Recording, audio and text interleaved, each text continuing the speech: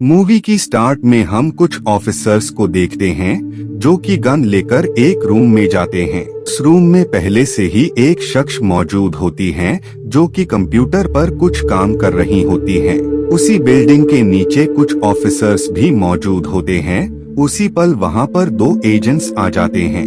वो उनसे कहते हैं कि हमने तुम्हें पहले ही मना किया था कि तुम उस रूम में मत जाना, लेकिन तुमने हमारी बात नहीं मानी। अब तक तो तुम्हारे सारे ऑफिसर्स मर गए होंगे।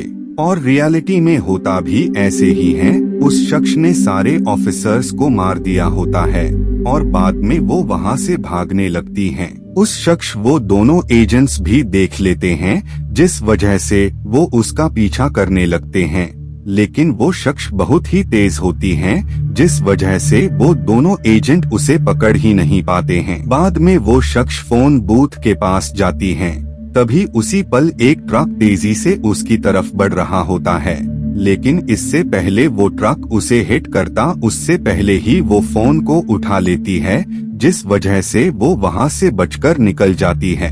लेकिन उन एजेंट्स को उस शख्स की नहीं बल्कि नियो की तलाश होती है। इधर हम नियो को देखते हैं जो कि असल में एक हैकर होता है। उसे हमेशा ये लगता रहता है कि वो जिस दुनिया में है वो असल में रियल दुनिया नहीं है, बल्कि ये दुनिया किसी के द्वारा प्रोग्राम की हुई दुनिया है।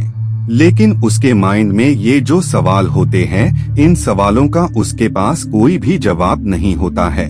नेक्स्ट डे नियो अपने ऑफिस में होता है, तभी उसके पास किसी की कॉल आती है। नियो जब कॉल रिसीव करता है तो दूसरी तरफ बैठा शख्स उससे कहता है कि मुझे पता है कि तुम्हारे माइंड में काफी सारे क्वेश्चंस उठ रहे हैं, जिनका जवाब तुम्हें मेरे अलावा कोई और नहीं दे सकता है।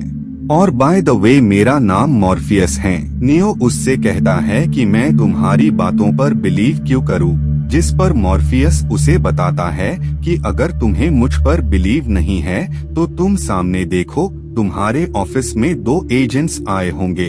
उन एजेंट्स को देखकर नियो वहां से भागने की कोशिश करता है, लेकिन वो लोग जल्द ही उसे पकड़ लेते हैं। बाद में वो एजेंट्स नियो को बताते हैं कि जिस शख्स की तुमसे फोन पर बात हुई थी, यानी मॉर्फियस, वो असल में एक आतंकवादी हैं। हम चाहते हैं कि तुम उस टेररिस्ट से जाकर मिलो और उसकी सारी इंफॉर्मेशन तुम हमें देते जाना, और अगर तुमने हमारा साथ दिया तो हम तुम्हारे सारे गुनाह माफ कर देंगे। ये सुनकर नियो कहता है कि पहले मुझे अपने वकील से बात करनी है। एजेंट्स उसे बताते हैं कि अगर तुम्हारे पास मुंह ही न हो तो तुम कैसे बात करोगे, जिसके बाद ही नियो का मुंह सिल जाता है। बाद में वो नियो को पकड़कर उसके बॉडी के अंदर एक इंसेक्ट को छोड़ देते हैं, ताकि इस इंसेक्ट के जरिए इन्हें नियो की लोकेशन के बारे में पता लगता रहे। बाद में जब नियो की आंख खुलती है तो वो खुद को बेड पर पाता है, जिस वजह से उसे ये लगता है कि उसने जो कुछ भी देखा था वो बस उसका ख्वाब था। तभी उसे मॉर्फियस की कॉल आती है। मॉर्फियस उससे कहता है कि तुम्हारी किस्मत अच्छी थी जो तुम बच गए। अगर उन्हें ये पता होता कि तुम मसीहा हो तो वो तुम्हें कब का खत्म कर चुके होते। नियो उससे कहता है कि मुझे तुम्हारी बातें बिल्कुल भी समझ में नहीं आती हैं। तुम कितनी अजीब बातें करते हो। मैं तुमसे मिलना चाहता हूँ कि आखिर तुम हो कौन। जिसके बाद नियो दूसरी प्लेस पर आ जाता है।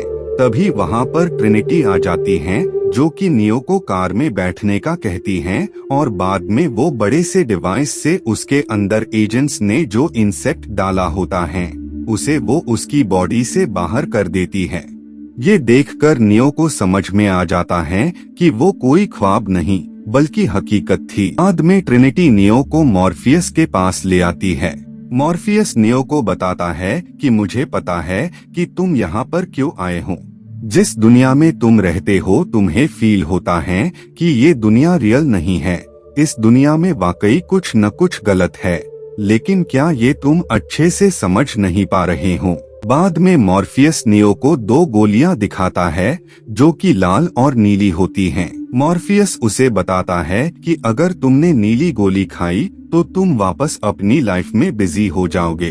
तुम उस सच को कभी जान ही नहीं पाओगे जिसे तुम्हारा जानना बहुत जरूरी है।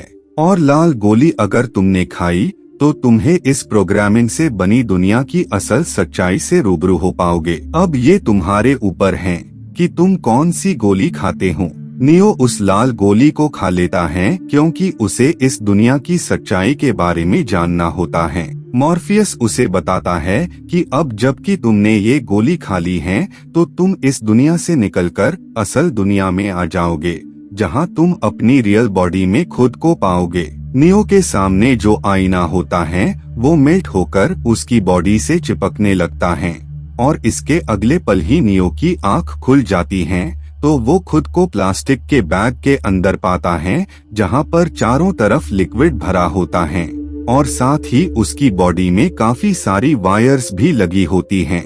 ये देखकर नियो को कुछ भी समझ में नहीं आता है। तभी उसके पास एक मशीन आती है जो कि उसकी सारी वायर्स को उसकी बॉडी से हटा देती है और बाद में नियो को मॉर्फियस और उसकी टीम के लोग अपने साथ ले जाते हैं। बाद में मॉर्फियस उससे कहता है कि तुम मायाजाल यानी असल दुनिया में बारे में जानना चाहते थे, तो यही है रियल वर्ल्ड। लेकिन नियो को उसकी कोई भी बात समझ में नहीं आती है। इसीलिए मॉर्फियस नियो के दिमाग और अपने दिमाग को एक कंप्यूटर से अटैच कर देता है, जिसके बाद ये दोनों उस प्रोग्राम में आ जाते हैं। दरअसल इनकी एक्चुअल बॉडी तो वहीं पर होती है, मगर इनका दिमाग इस प्रोग्राम की दुनिया में होता है।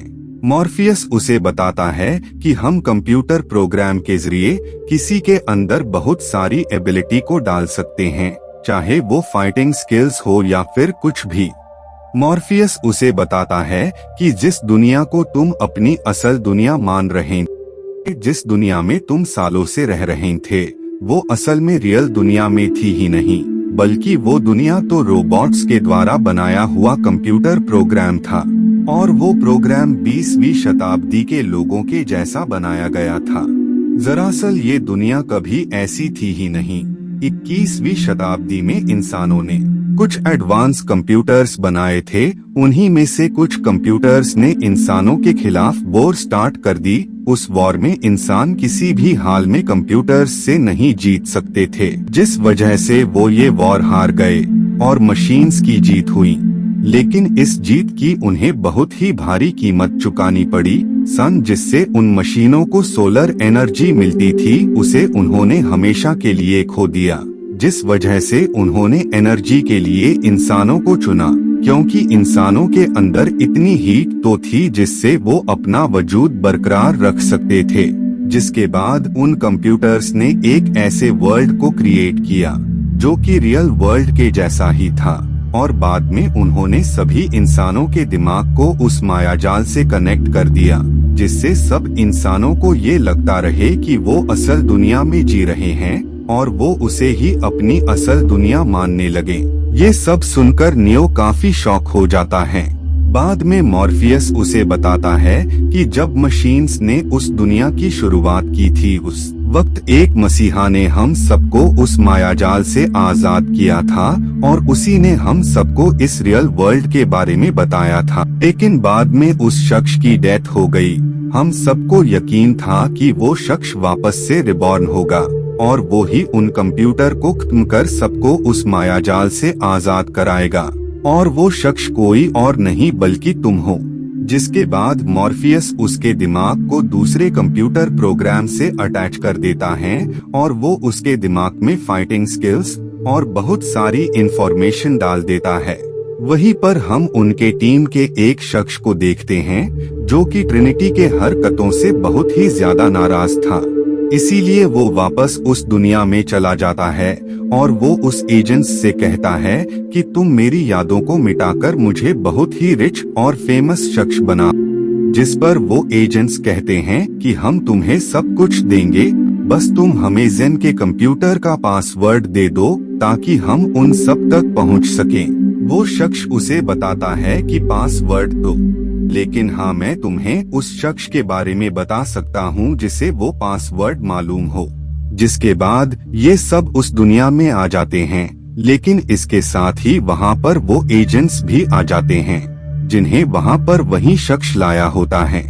उन एजेंट्स को अपनी तरफ आता देखकर मॉर्फियस उन लोगों पर अटैक कर देता है।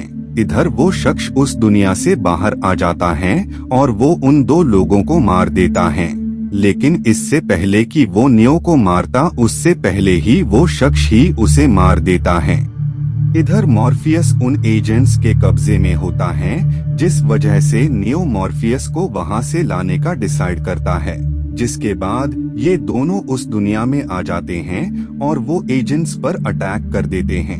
बाद में वो मॉर्फियस और ट्रिनिटी असल दुनिया में आ जाते हैं, लेकिन नियो असल दुनिया में नहीं आ पाता है और अब वो एजेंट्स उस पर अटैक कर देते हैं, लेकिन नियो उन बुलेट्स को अपनी तरफ आने से पहले ही रोक लेता है और अब उसे वो एजेंट्स भी प्रोग्राम की तरह नजर आ रहे होते हैं और बाद में वो उन एजेंट्स को मार देता है। इधर रियल वर्ल्ड में मशीन्स उनके स्पेसशिप पर आ गए होते हैं, लेकिन वो लोग उन सब को भी खत्म कर देते हैं और इसी के साथ ये मूवी यहीं पर एंड हो जाती है।